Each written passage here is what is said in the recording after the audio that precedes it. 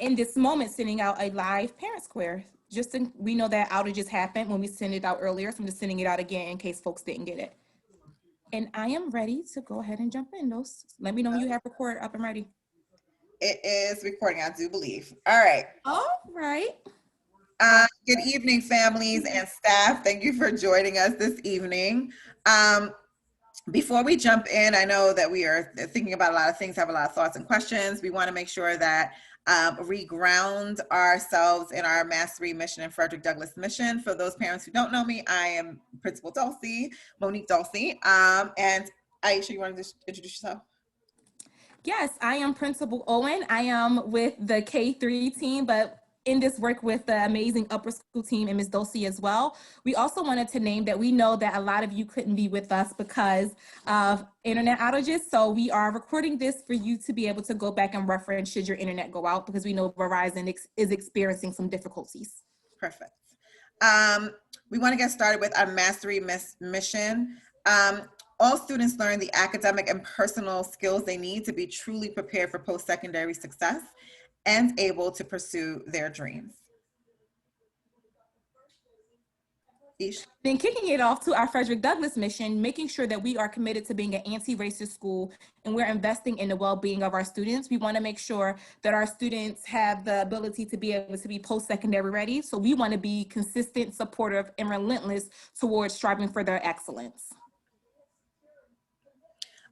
Over the course of the next hour or so, we want to share our principal commitment to safety and the precautions that we've taken for your children to be safe when they return into the building, share our reopening timeline, and then give you an opportunity to ask any questions that you might have. Because we recognize everybody does not have access to the chat or may have some difficulty accessing it from computer or phone, during this session, you can text me or Principal Owen one of your questions, and then we'll be able to answer them out loud. So we're gonna just put this slide up. We'll come back to it if you want to jot down our numbers in the next 30 seconds so that you can use them to ask any questions. And for those of you who are watching the recording, after you watch this recording, provided it is not 3 o'clock in the morning, you can certainly shoot Principal Owen or I your questions, and we will give you a call back with the answers. Principal commitments.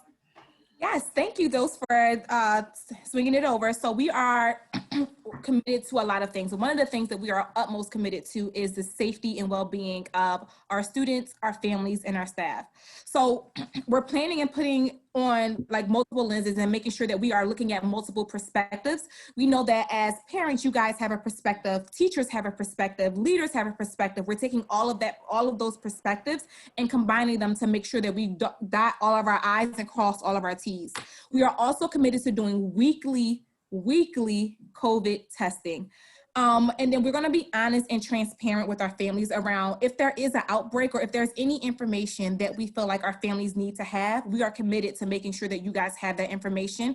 We're asking that every family sign up for Parent Square, because the majority of the information, because it is going to be so frequent, the majority of the information will be shared via Parent Square. So if you need support with that, please reach out to either myself using that number or Ms. Dulcie, who will get you set up and get you in the right direction to get set up for your Parent Square account. And then lastly, we're committed to having open doors. If we do not know, we will tell you we do not know. We're going to take some time to find the answer. If we do know and it's a hard truth, we're going to share that hard truth. So we will always be committed to having open doors. If you have any feedback for us, any suggestions, or you've seen another school have this amazing practice that you think would be awesome at Douglass, please, please, please, our door is always open. Please come in, please share. So wanted to jump into our reopening timeline. So from February 16th to the 26th, we're going to be doing a lot of heavy lifting with our teachers. So teachers are going to be getting classrooms set up, getting their curriculums together. We also are going to be having synchronous instruction because, again, we don't want our students to lose out on any academics. So with that being said, synchronous instruction will continue to be from 8:30 to 12:25. We are putting a hold on tutoring and one-to-one conferring time, because that's during that time we are going to have students work asynchronously as they have been doing, and then teachers will be in professional development to help them be prepared to be able to welcome your student into the building. And then March 1st is, is the first day for those who have selected to opt in. That first day is going to be March 1st. And then we're testing kids in grades K through 6. Every single student that shows up is going to be able to get tested. And then last few dates is March 8th.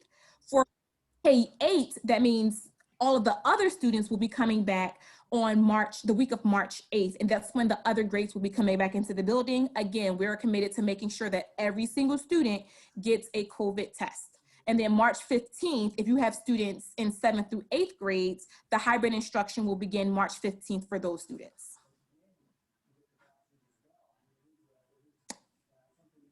I apologize to Ms. Dulcie. I definitely stole her slide. So I'm going to go here, and then Ms. Dulcie, you let me know if you want to do the next slide. So thank you for giving me grace, because I definitely just stole your slide. No, you're good. You were supposed to do it. We wanted to talk through the key differences between in-person instruction and virtual instruction, because some of our families are like, well, what is the difference between my child being in the building versus my child being out of the building? If your student is in the building, your student will still be on pace with their curriculum.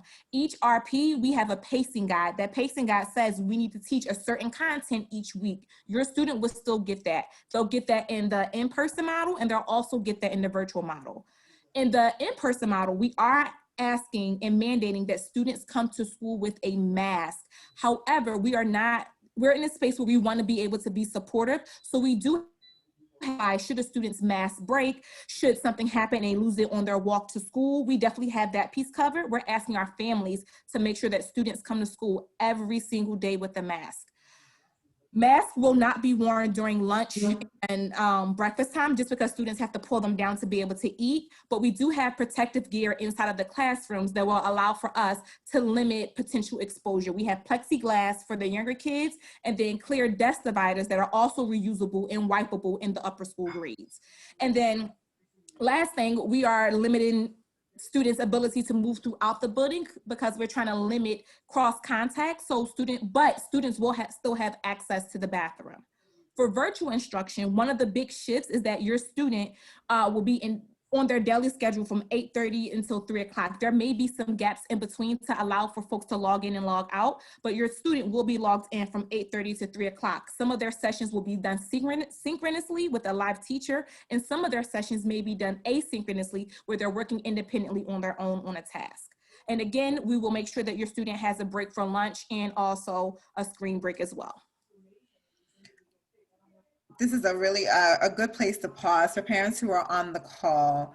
If you can chat any questions that you have based on the information we've just shared, we would take a moment to do that now.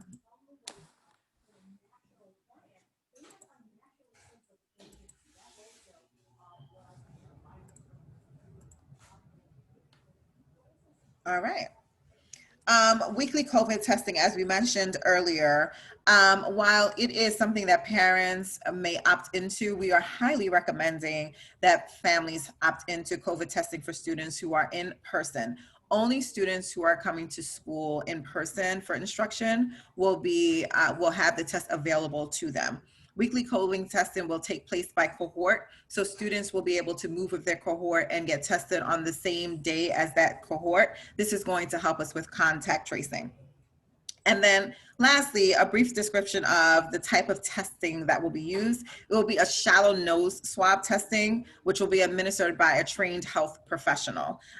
So it is not the deep swab testing that maybe parents may have taken in the past. It is something that truly a small Q-tip-like instrument that it goes into your nose, not too deep, and you just twirl it around for a few seconds in each nostril, and then you pop it into a small tube that has a liquid, and then we send that off. The trained professional will send that off to a lab. In terms of COVID response protocols, what happens when the student comes to school? What are the precautions that we're going to take if a student is positive or if a staff member is positive? There will be a COVID response room that is located right next to the entrance, at which time students will have their temperatures quickly taken before they proceed to the rest of their day. And the room itself will be monitored by a health professional. The person who is in that COVID response room will be there all day. So it's not something where there are multiple people in and out of the room. That person and only that person is stationed in that space for that time that students are in there.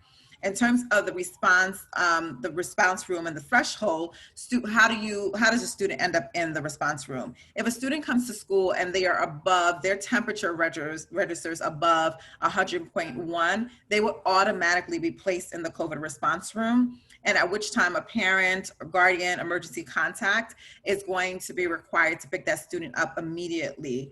This is where parents, your partnership is so important and so crucial. This is not one of those situations where it's like, I'll get there when I can. It's going to be really important to ensure the safety of your student, ensure the safety of the person who's in the COVID response room, and truly the safety of all other students, that we are responding in an urgent way, so that we are following all of the guidelines. And then I think the biggest question, right, is like, what happens if there is someone who tests positive, whether that be a staff or student? Number one, families are going to be notified immediately. Principal Owen and I have already put together a template that we're going to send to families as soon as we know or hear that a student or staff member has tested positive. There is a very specific guideline in terms of like who has to quarantine and how long do they have to quarantine. That varies depending on whether or not you take the vaccination. But broadly, if a student is test positive or a teacher tests positive within a cohort, or what we're calling pods, right, which are groups of people, including a teacher and student, that pod or that cohort would then be notified along with the rest of the school and be required to quarantine for the 14-day period, or potentially not if they've been vaccinated. However, all those particulars of those guidelines have been included in the CDC information that Ms. Owen and I have been sending you weekly, and that Scott Gordon, our CEO, has also been sending you weekly. I will pause here if anybody has any questions.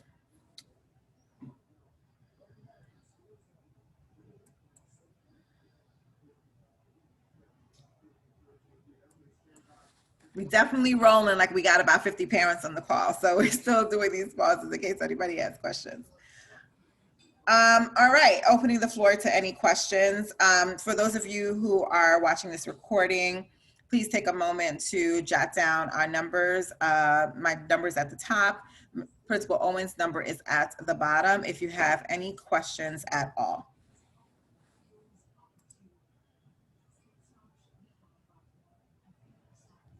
Swinging it back over to you, Ish. All right. So please, the hybrid model survey. If the survey is not filled out, we are assuming that family is opting to remain fully virtual. The deadline for the survey is January the 27th. Please, if you have friends that have kids that go to our school, if you have nieces, nephews, grandchildren, please get the word out that tomorrow, January the 27th, is the absolute last day for folks to sign up for our families to sign up to have their students be a part of the hybrid model. If we do not hear from you, your student will be placed in the fully virtual option for the remainder of report period 3. There are no exceptions, and the rationale behind that is that we're going to look at the number of students who signed up to come into the building, and a lot of our resources are going to be purchased based on that number. So we won't have the resources to be able to midway through the report period add any additional students to the hybrid model. So once you make your selection, that selection is valid until we get to potentially RP4, and then we'll consider opening back up the hybrid model. So please, by January 27th, 4 o'clock, please make sure that you have your survey complete. Thank you. And with that said, we are going to close here. We want everybody to have a good night and have a safe night, and we will be in contact with you over the course of the next few weeks, and looking forward to seeing your babies in the building soon.